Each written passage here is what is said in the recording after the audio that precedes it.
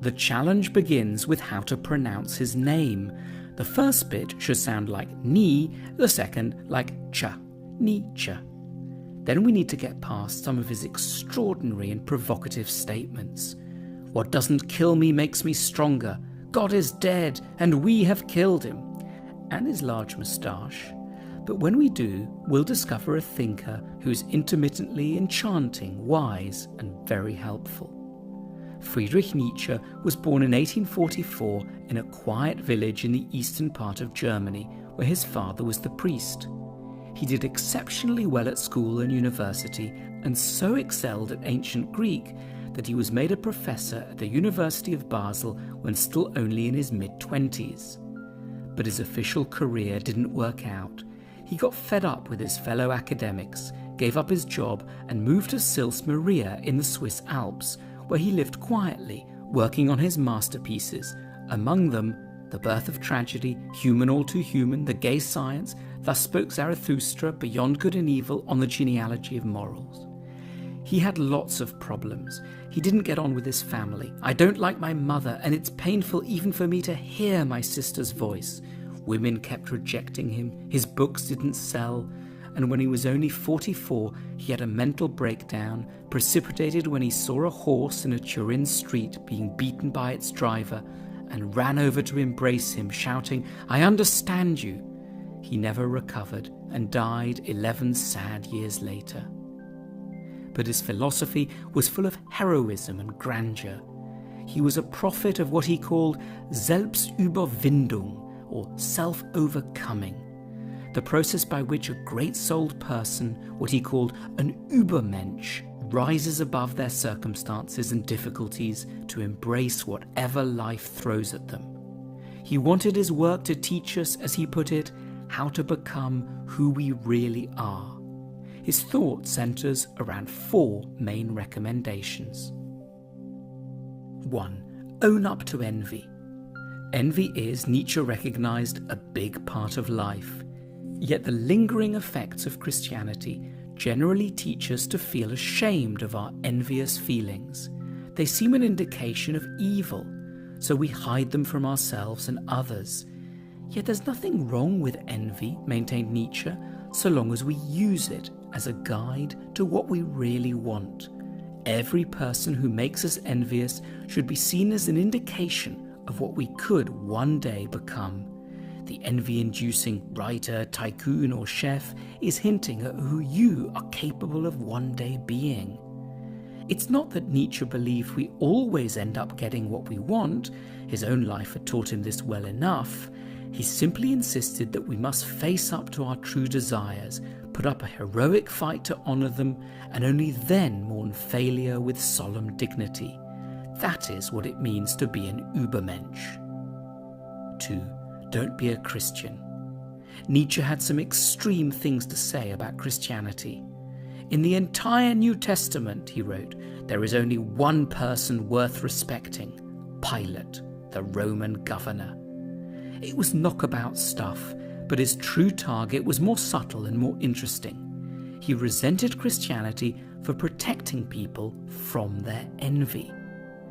Christianity had, in Nietzsche's account, emerged in the late Roman Empire, in the minds of timid slaves who'd lacked the stomach to get hold of what they really wanted, and so had clung to a philosophy that made a virtue of their cowardice.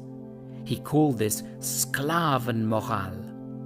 Christians, whom he rather rudely termed die Herde, the herd, had wished to enjoy the real ingredients of fulfillment, a position in the world, sex, intellectual mastery, creativity, but they'd been too inept to get them.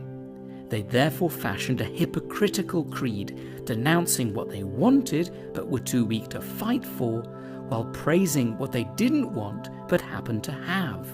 So, in the Christian value system, sexlessness turned into purity, weakness became goodness, submission to people one hates became obedience, and, in Nietzsche's phrase, not being able to take revenge turned into forgiveness.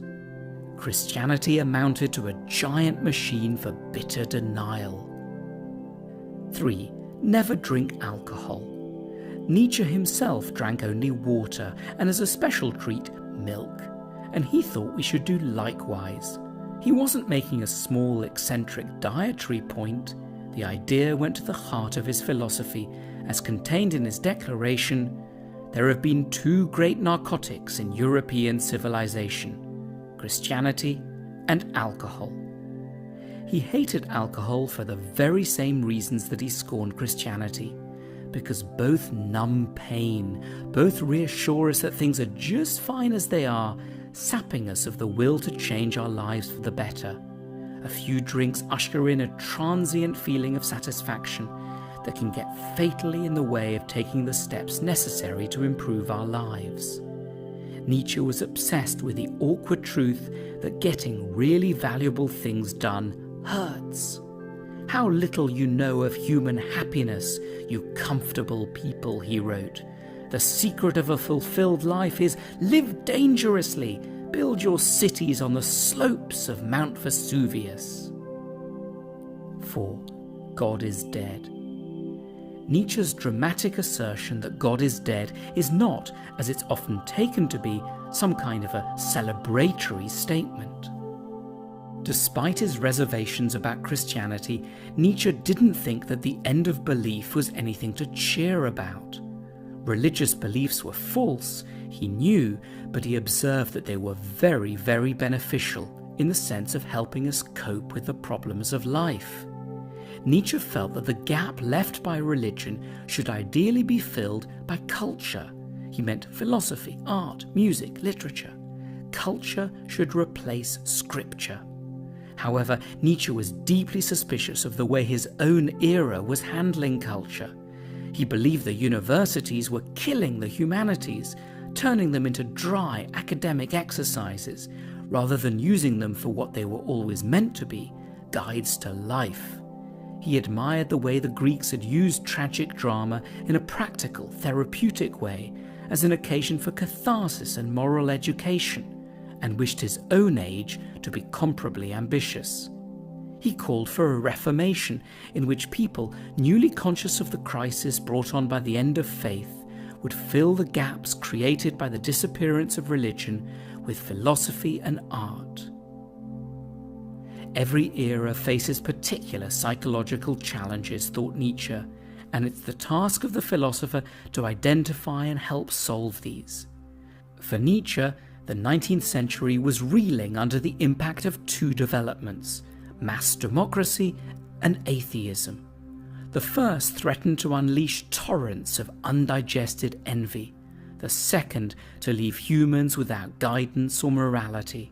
In relation to both